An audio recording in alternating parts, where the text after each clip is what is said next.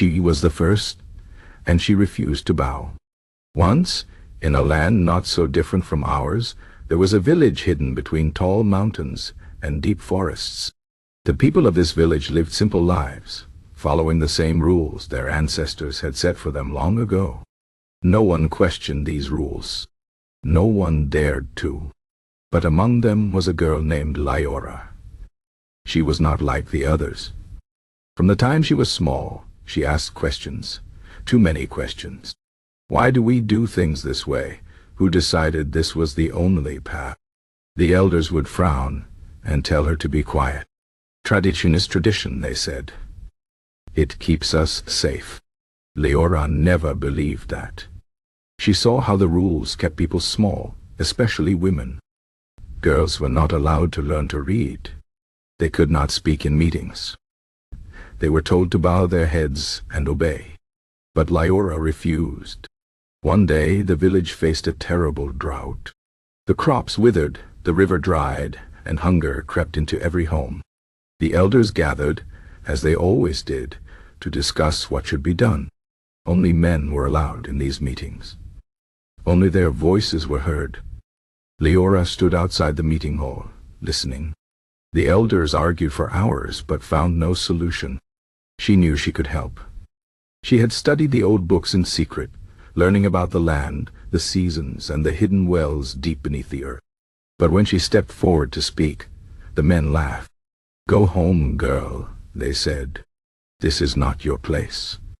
That night, Liora made a choice. She would not bow. She would not stay silent. She gathered the women of the village and told them her plan. "We do not need permission to save our homes," she said. Together, they dug under the cover of darkness, following the maps Liora had drawn.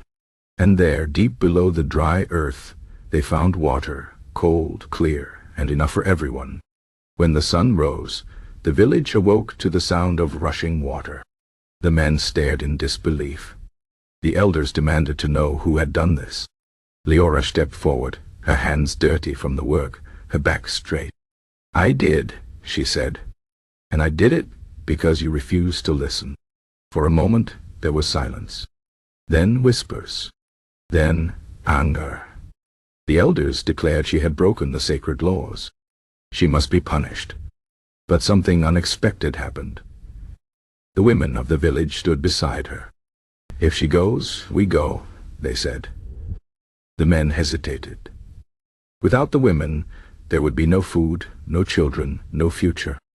That day, the village changed. Not all at once, but slowly. The elders still grumbled, but new voices were heard in the meetings. Girls were taught to read. And Liora.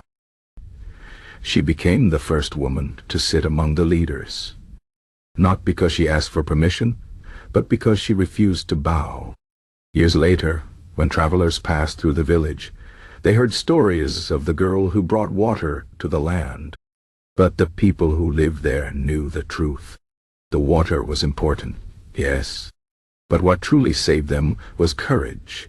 The courage of one girl who stood tall when the world told her to kneel.